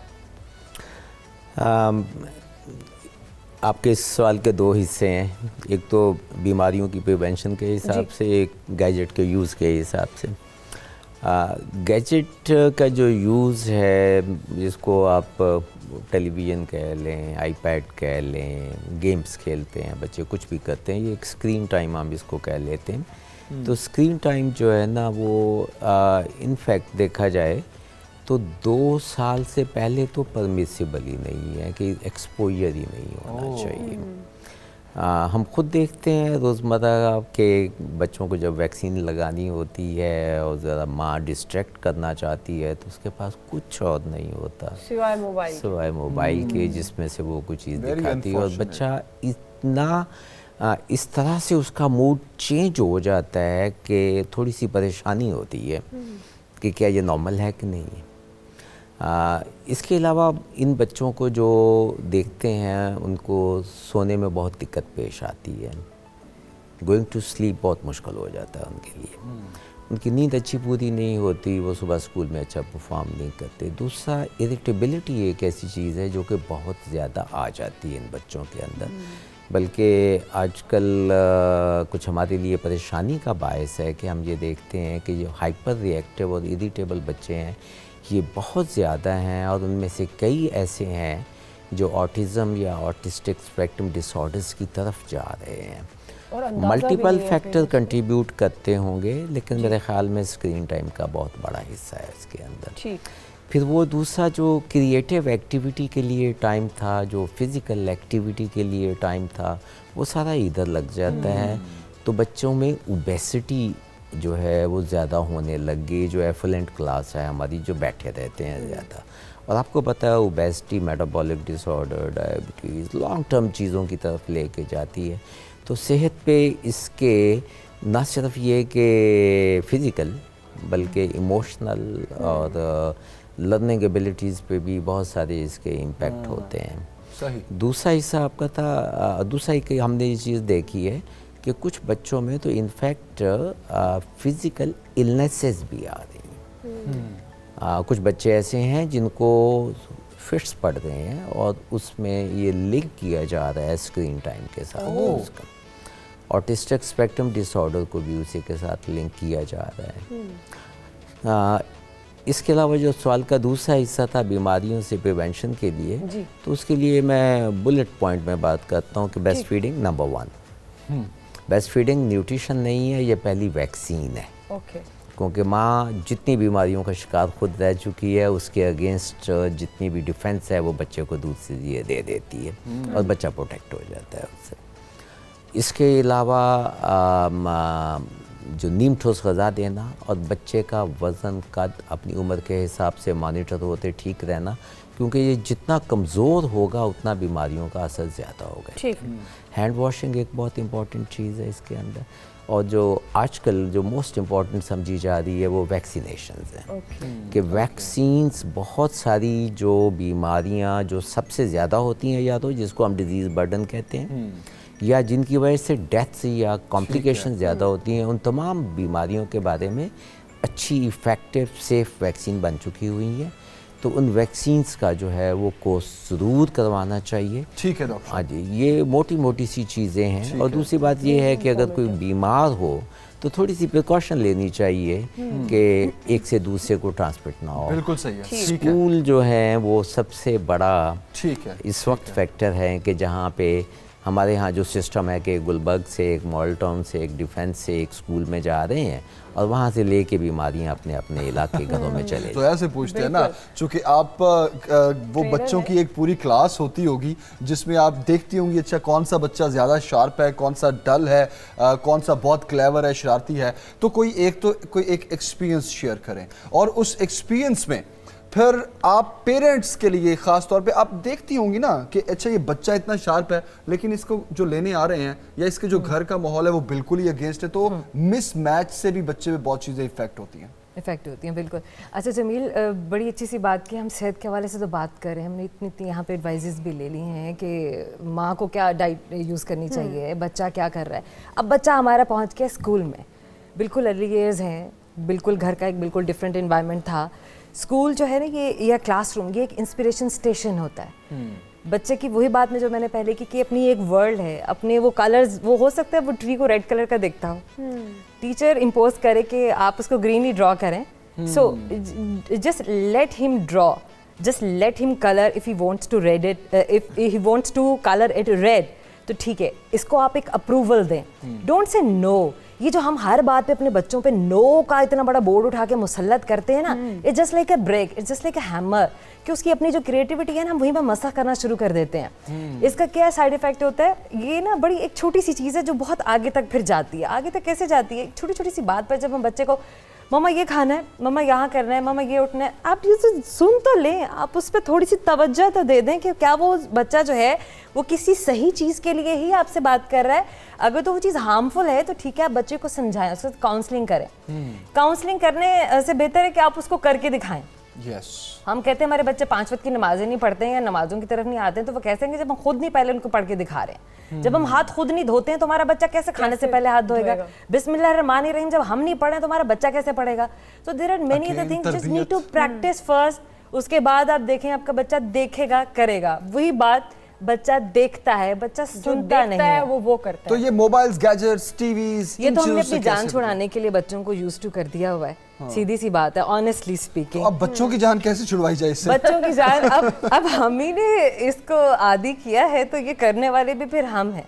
क्योंकि देखें ये चीज़ जो है ये बहुत, मैं समझती हूँ कि इसका भी एक टाइम होना चाहिए। डॉक्टर साहब भी यहाँ पर यही कह रहे थे कि स्क्रीन टाइम ठीक है, आप बच्चे को एक्सपोजर दें, लेकिन उसकी एक लिमिट भी डिफाइन कर दे ना कि तुमने खेलना है, कार्टून टाइम है तो वो तुम्हारा इतनी देर के लिए है और उसके बाद स्टडीज की तरफ या अपनी आउटडोर एक्टिविटी के लिए, ये सारी एफर्ट है। वही बात है, हम जाने छुड़ा के अपने कॉर्नर्स में जाकर बैठ जाते हैं, अपने जोन बनाए हुए हैं या me time. What is this me time? ये मी टाइम को निकाल देना। ये वैसे एक सर्टेन क्लास है, स्पेसिफिक क्लास है जो इन चीजों को देखती है कि मी टाइम। अंडरस्टैंड ये मी टाइम क्या है? जब आपके बच्चे हैं तो मी टाइम आपके दौर में होता था मी टाइम? मेरे दौर में देखिए, मेरे लिए दौर था है या मेरे माँ बाप ने कभी मी टाइम नहीं कहा था। ठीक है, ठीक और है। ये तो हमारे पेरेंट्स ने कभी मी टू नहीं कहा कि अच्छा वैसे ना एक चीज, मी टू की वो जो कैंपेन है ना, मी अच्छा टाइम। मैं ना एक चीज और भी नोट कर रहा हूँ, अभी जो बात कर रही है ना जोया, वो ठीक है, मी टाइम या एक कुछ पेरेंट्स ऐसे यार मुझे भी अपना टाइम चाहिए, नहीं। अच्छा कुछ पेरेंट्स ऐसे हैं, हम आप कह लें हमारी middle class, lower middle class, अब मोबाइल फोन तो हर घर में है। अच्छा वो ये समझ रहे होते हैं शायद कि हमारा बच्चा फोन में लगा है तो वाह वो तो बड़ा शार्प है। अच्छा वो खुद से उसने यूट्यूब खोल लिया या खुद से गेम खोल ली, वाओ, वो वाओ करने की जरूरत नहीं है उसमें, वो बच्चा गलत डायरेक्शन में जा रहा है। ये पेरेंट्स को समझने की जरूरत है। बच्चा कोई भी ऐसी एक्टिविटी जो गलत है, अब पेरेंट्स समझ रहे हैं बड़ी अच्छी कर रहे हैं। अब इसी पे डॉक्टर मुइज का पॉइंट लेते हैं, लास्ट कमेंट लेते हैं, जो एडवाइस करना चाहे घर में बैठी खवातीन क्योंकि जिस तरह डॉक्टर साहब ने कहा कि स्क्रीनिंग का असर क्या होता है बच्चों पे, तो फिर अगेन साइकोलॉजिकल इफेक्ट्स क्या होते हैं, डॉक्टर मुइज साहब उस पर रोशनी आप डालें। देखिए मैं एक चीज़ तमाम माँ बाप को ये बता दूं, एक होती है वर्चुअल रियलिटी, एक होती है रियल रियलिटी। इन दोनों में फ़र्क है। आपका जो स्क्रीन है ये वर्चुअल रियलिटी दिखाता, आपको रियल रियलिटी नहीं दिखाता। जब बच्चा आदी हो जाता है स्क्रीन को देखने का, उससे वो अब कुछ उसके परसेप्शंस डेवलप होते हैं। इवेंचुअली एक वक्त आता है जब वो हकीकत से दूर चला जाता है, वो एक इल्यूजनरी वर्ल्ड में रहता है और इस इल्यूजनरी वर्ल्ड में रहने से उसकी जो जहनी कारकर्दगी है वो मुतासिर होती है, हकीकत का वो सामना नहीं करता। जब बड़ा होता है, लाइफ में इश्यूज आते हैं तो he can not face those issues. Why? Because he is lived mostly in a virtual reality. तो हमें बच्चों को ये समझाना होगा कि जो स्क्रीन पर देखते हो ये सिर्फ इंटरटेनमेंट है, इट इज नॉट रियल। ये बहुत इंपॉर्टेंट है। बिल्कुल। हम किसी भी क्लास की खवातीन, आप बात कर रहे थे मी क्लास, एक क्लास ऐसा है खवातीन का जिसमें तमाम खवातीन आती है, वो सारे ड्रामे देखती है। तो जरा ड्रामे देखना बंद करो, बच्चों को टाइम दो, तो बच्चे पे स्क्रीन को टाइम कम देंगे। प्रॉब्लम है माँ बाप खासकर माँ बच्चों को टाइम नहीं देती। जी बिल्कुल। डॉक्टर लुबना, वेरी क्विकली आप क्या एडवाइस करना चाहेंगी जो घर में बैठी खवातीन इस वक्त देख रही हैं? जी मैं बिल्कुल, एक तो मैं बताऊंगी आपको फॉर्मूला, जो आप खाने की ग़िज़ायत की बात कर रहे हैं, वो ये है, हर मील टाइम में आपने कोशिश करना है कि प्रोटीन, हेल्दी फैट्स, फाइबर और ग्रीन्स अपने मील्स में और अपने बच्चों के मील्स में, अपने घर के मील्स में, ये अगर आप 4 चीज़ें एक मील में लाएंगे तो बच्चे कभी भूखे नहीं रहेंगे और उनको जो न्यूट्रिशन चाहिए दिमाग के लिए, दिल के लिए, अपनी बॉडी के लिए, फिजिकल एक्टिविटी के लिए, ये सब चीज़ें आपके पास होनी चाहिए एक मील को पूरा बनाने के लिए। ठीक है, और जहाँ पे बात ये बहुत इंपॉर्टेंट चीज है कि सबसे इनिशियली आपको खाने में क्या चाहिए। डॉक्टर साहब आप वक्त खत्म हो गया बिल्कुल, और ये ऐसी डिस्कशन है कि हम खुद भी चाह रहे हैं कि इस पे ज्यादा बात की जाए और की भी जा सकती है, लेकिन चूंकि टाइम की कमी है तो डॉक्टर मुइज, लुबना खान, डॉक्टर अशरफ सुल्तान और जोया तलहा, आप चारों का बहुत बहुत शुक्रिया। हम उम्मीद करते हैं कि घर बैठे जो पेरेंट्स हैं उन्होंने बहुत कुछ सीखा होगा आज की इन अच्छी अच्छी बातों से। तो अभी एक ब्रेक लेते हैं, ब्रेक के बाद आप वापस आएंगे। एक और बहुत अहम मामला है जो बहुत से लोगों को पता नहीं है, एक बड़ी परसेंटेज है लोगों को, उनको नहीं पता कंज्यूमर कोर्ट्स क्या होते हैं। तो एक ब्रेक लेते हैं, ब्रेक के बाद वापस आते हैं, फिर आपको बताते हैं कंज्यूमर कोर्ट्स क्या होते हैं, एज ए कंज्यूमर आपके क्या हुकूक है, आप किन चीजों पर बात कर सकते हैं, उन कोर्ट्स में जा सकते हैं। एक ब्रेक के बाद वापस आते हैं।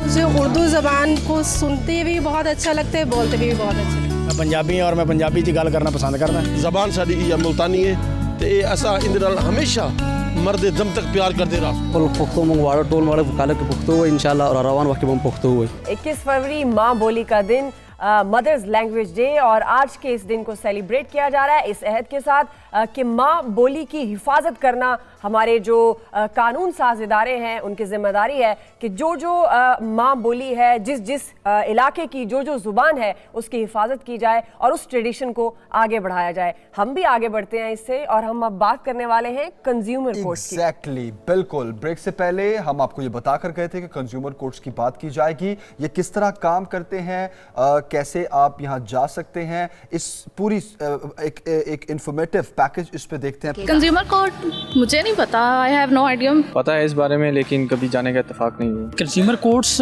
दरअसल लोगों के लिए बनी होती हैं, आम सारिफ के लिए, और अगर लोगों को पता हो कि हमारे कंज्यूमर कोर्ट्स हमारे लिए हैं तो वो जाएं वहाँ पे अदालत में जाके बताएं तो उनके खिलाफ एक्शन होगा। मैंने इसके बारे में सुना है, लेकिन ऐसा मुझे इसकी अवेयरनेस नहीं है, क्योंकि अभी रिसेंटली मैंने कुछ कॉस्मेटिक्स लिया था, लेकिन उससे मुझे एलर्जी भी होगी। लेकिन आई डोंट नो कि हम इसकी क्वालिटी कॉन्टेस्ट कहाँ पे कर सकते हैं। जहाँ तक कंज्यूमर कोर्ट की बात है, हमारे यहाँ ऐसे होता है कि हम लोग जो है क्वालिटी पे कंप्रोमाइज़ कर जाते हैं, ना कि इसको कंज्यूमर कोर्ट को अप्रोच करें। कंज्यूमर कोर्ट एक्चुअली ये सार्फिन के हकूक़ के मुतल्लिक है। कोई भी प्रोडक्ट आप ख़रीदते हैं उसमें आपको फ़र्ज करे कि अगर धोखा हो गया, जो कंपनी है उसके खिलाफ आप हर्जाने का दावा कर सकते हैं अदालत में। कंज्यूमर कोर्ट्स मैंने इस बारे में पहले कभी नहीं सुना हुआ। अगर ये वाकई कोई काम की चीज़ है तो मेरे ख्याल में हमें इसके बारे में पता होना चाहिए। एक आम पब्लिक को ये अवेयरनेस भी होनी चाहिए कि वो उसको कि कौन सी ऐसी कोर्ट्स हैं जो कि उनके फ़ायदे के लिए काम कर रही हैं और उनको उनसे रुजू भी करना चाहिए।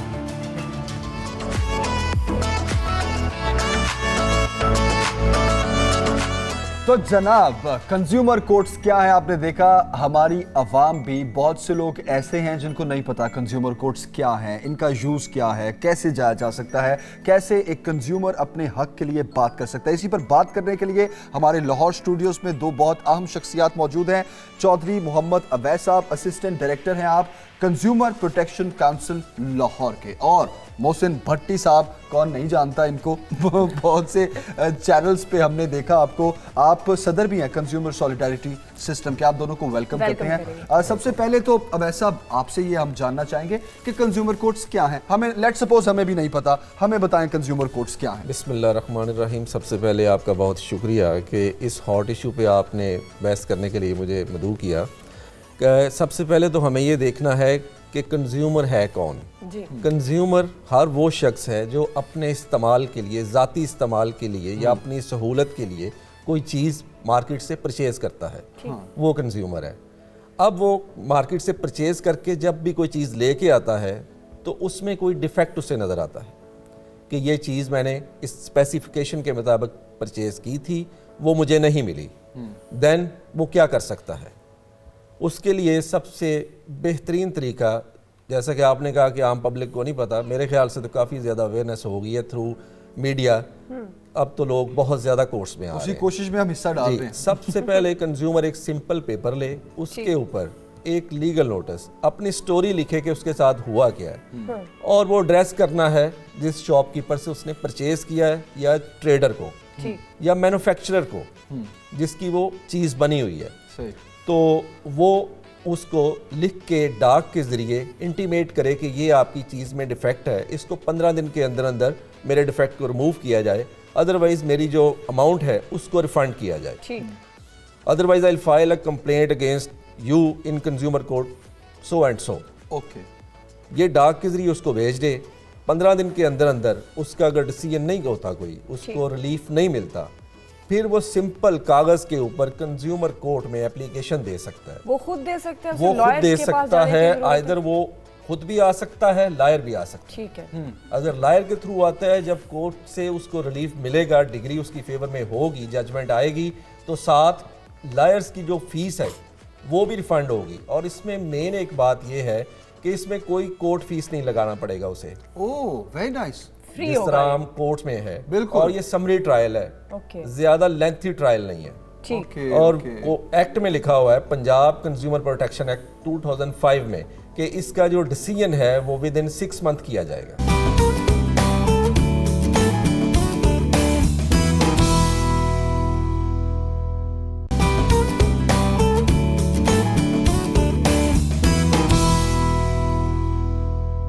कंज्यूमर को अपने इन राइट्स का कितना अंदाजा है? आपके एक्सपीरियंस में क्या है? जिस तरह जिक्र कर रहे हैं कि आप बहुत सारी अवेयरनेस आ गई है, आपको लगता है कि कंज्यूमर इस सारी अवेयरनेस से अपडेट है, उसे पता है कि अगर ऐसा कोई उसके साथ इशू होता है तो उसको कैसे कैसे कंज्यूमर कोर्ट्स तक जाना है? देखिए, आज से अगर हम कुछ अर्सा पीछे चल जाए तो कंज्यूमर्स को अपने राइट्स का बिल्कुल भी पता नहीं था।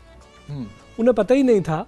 वो दुनिया भर की मिसालें तो देखते थे कि अमेरिका में ये हो गया, यूरोप में ये हो गया, ऑस्ट्रेलिया में ये हो गया, कि अगर किसी को कोई प्रोडक्ट ख़राब मिली है और उसको ये हक हासिल होता था, रिप्लेस भी हो जाती थी, या वो सिंपल जाके उस दुकानदार को अगर इतना ही बता दे कि मैं इससे सेटिस्फाई नहीं हूँ तो वो फौरी तौर पर रिप्लेस कर देता था। तो ये वहाँ पे तो ये चीज़ें हम सुना करते थे। पाकिस्तान में इसका तसव्वुर भी मुहाल था। हम सब्र शुक्र करके बैठ गए थे कि जी हमारी अगर हमने कोई चीज़ ले ली है और वो चीज़ ख़राब निकल आई है तो बस फिर हमारे नसीब है, जो हमारे नसीब में लिखा था हम उस पर मुतमईन और शाकिर थे। यही हमारा रवैया, ठीक। अभी भी बहुत जी, लेकिन फिर जब ये कंज्यूमर कोर्ट्स बनी तो एक उम्मीद पैदा हुई। आप हैरान होंगी कि जब 2007 में ये कोर्ट्स बनी तो सबसे पहला केस जो कंज्यूमर कोर्ट में दायर किया था वो मैंने किया था। वाह, ये शर्फ भी हासिल है आपको। सबसे पहला केस मैंने दायर किया था और फिर हमने बहुत सारे केस इधर दायर किए। और चूंकि हमारी तो एनजीओ जो कंज्यूमर राइट्स के लिए काम कर रही, हमने इस पे बड़ी आवाज़ उठाई और कोशिश की कि लोगों को एजुकेट किया जाए। और अब अल्हम्दुलिल्लाह हमारे जितना जो पढ़ा लिखा तबका है, जो बाशऊर लोग हैं, उन तक तो इसकी रसाई हो गई या उन्हें पता चल गया है। और सबसे जो मज़ेदार चीज़ है ना कंज्यूमर कोर्ट की, मुझे जो लगती है वो ये लगती है कि ये चूंकि कंज्यूमर कोर्ट है, यहाँ पे ज़्यादातर फैसले 95% फैसले कंज्यूमर्स के हक में होते हैं। अच्छा, ठीक है। नहीं तो फिर कंज्यूमर को कोई ऐसे चैलेंजेस हैं कोई फेस करने बहुत ज़्यादा। आप यानी देखें कि मैंने जो एक केस दायर किया था वो क्या था कि एक बड़े ब्रांड की जैम, उसके टेस्ट करवाए मैंने कि उनकी जो रेगुलर जैम है उसमें शुगर कंटेंट कितना है और जो उसकी डाइट जैम है उसमें कितना है। क्या ये डाइट वाले तो चूंकि डायबिटिक पेशेंट जो है वो यूज़ करते हैं, तो क्या जो डायबिटिक पेशेंट हैं वो इसको आंखें बंद करके इस्तेमाल कर सकते हैं? तो पता चला कि कोई फ़र्क नहीं है। ओह, वेरी सैड। ठीक, और उसको हमने बैन करवाया। अच्छा, इसी तरह ही यहाँ पे एक जो शैम्पू की बोतल थी, उस शैम्पू की बोतल को एक डायबिटिक पेशेंट ने यूज़ किया। उसके एजेस इतने शार्प थे कि उसको कट लग गया और उसका ज़ख्म ठीक ही नहीं हो रहा था। ठीक, और उसको जब कंज्यूमर कोर्ट में केस दायर किया गया तो ना सिर्फ उस ब्रांड की पैकेजिंग चेंज हुई, उनको हर्जाना भी अच्छा खासा अदा किया गया और उसके साथ साथ उन्होंने अपना आइंदा के लिए अपने म्यार जो है उसकी जो क्वालिटी है वो भी उन्होंने बेहतर की। अच्छा, इसमें कोई कैटेगरी भी होती है अवैसा कि कंज्यूमर कोर्ट्स जो हैं वो सिर्फ ये चंद मामलात हैं जिनको मतलब कौन सा कंज्यूमर कोर्ट में जा सकता है? फॉर एग्जांपल, आप कोई भी चीज़ मार्केट से परचेज करते हैं, जैसे फ्रिज है, एसी है, घरेलू इस्तेमाल की चीज़ें, मोबाइल है, आप सर्विसेज लेते हैं, मैन्युफैक्चरिंग कंपनीज जितनी भी हैं ये सारी फॉल करती हैं। आप किसी ये जो घर बनाने वाली कंपनीज बनी हुई हैं, जो ये आप इनसे घर बनवाना चाह रहे हैं, एज पर मैप उन्होंने घर नहीं बना के आपको दिया, वो फॉल्टी सर्विसेज में केस फॉल करेगा, आप उसमें भी कंज्यूमर कोर्ट में आ सकते हैं। नहीं, बहुत से दुकानदार ऐसे हैं, बहुत से बिजनेस ऐसे हैं जो रजिस्टर्ड नहीं है, ठीक है, जिनकी हज़ारों में आप कह लें कि वो शॉपकीपर्स भी हैं और इस तरह, तो क्या उनको भी लेट सपोज कि एक दुकान जो एक जगह से दूसरी जगह मुंतकिल करना बड़ा इजी है उसके लिए, आर्जी उसको आप बिजनेस कह लें, उसका फिर कंज्यूमर कोर्ट्स को परसू करने का उसको क्या तरीका है? वो फिर कोर्ट बाकी एजेंसीज के थ्रू उसको ढूंढ लेती है, जब उसको पनिशमेंट माफी नहीं है, माफी नहीं है। ये तो बड़ी अच्छी बात है। हाँ जी, इसमें 2-3 और भी चीज़ है। उसमें यह है कि जब भी कोई हम प्रोडक्ट लेते हैं उसके खिलाफ जब हम केस दायर करते हैं तो हम 2 लोगों को उसमें ज़रूर एड्रेस करते हैं। एक वो जिससे हमने खरीदी है और दूसरा वो जिसने उसे बनाया है।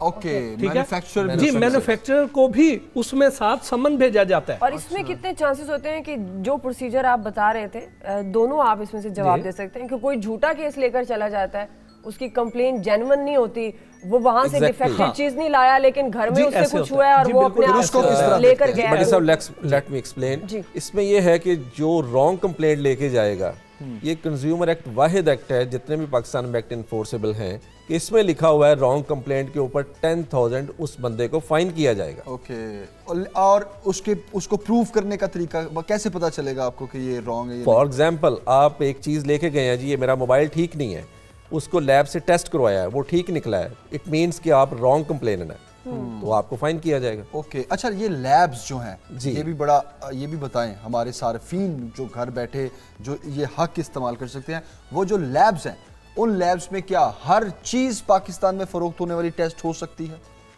मोस्टली हो रही हैं।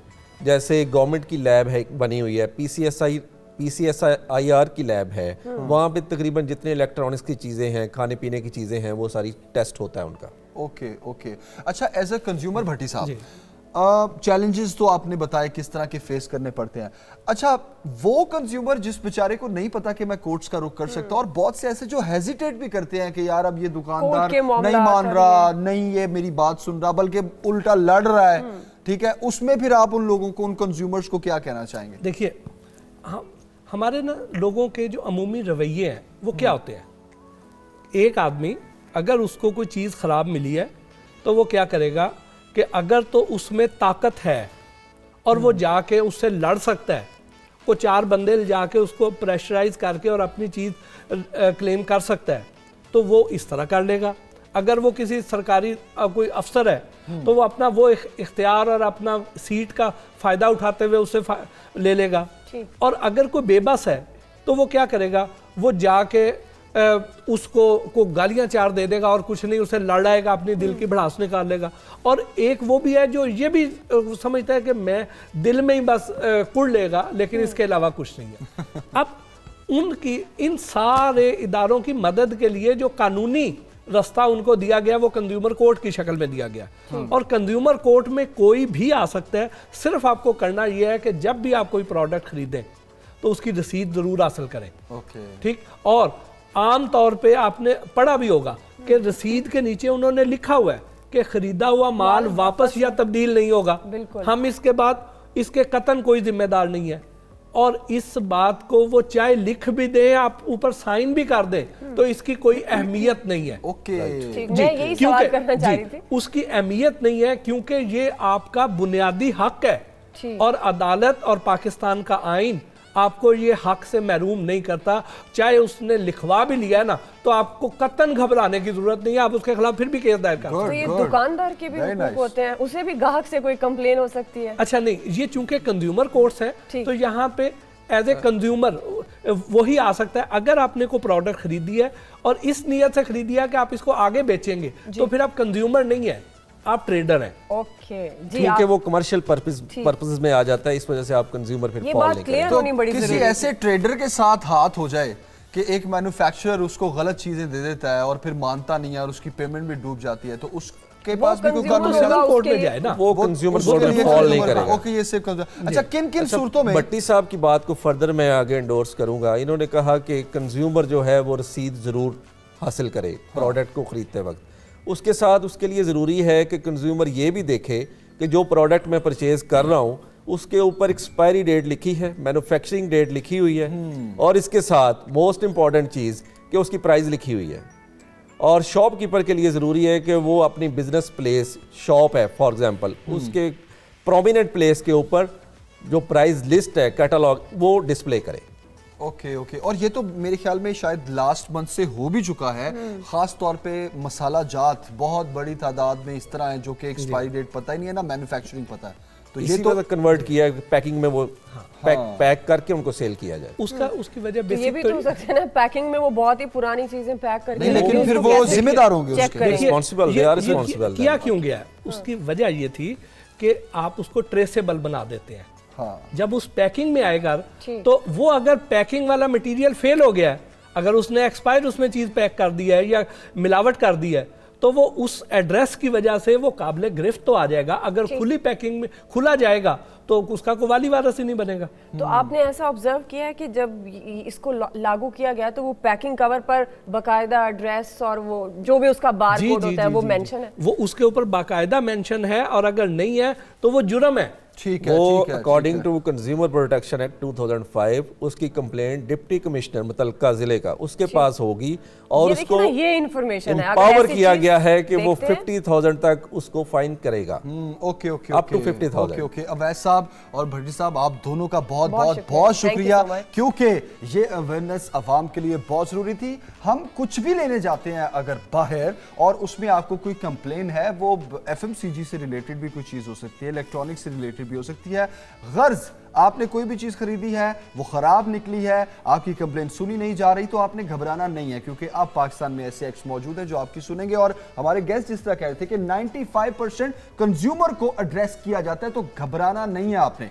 तो आज का ये भी हमारा एक बड़ा इंपॉर्टेंट टॉपिक था। घबराना नहीं है, जाते जाते ये जरूर कहेंगे कि अपने हुकूक का आपको जरूर पता होना चाहिए, कि कानून भी उसी की हिफाजत करते हैं जिसको अपने हक और अपने हुकूक का पता होता है। इसी के साथ जमील सुखेरा और दुआ जमील को इजाजत दीजिए।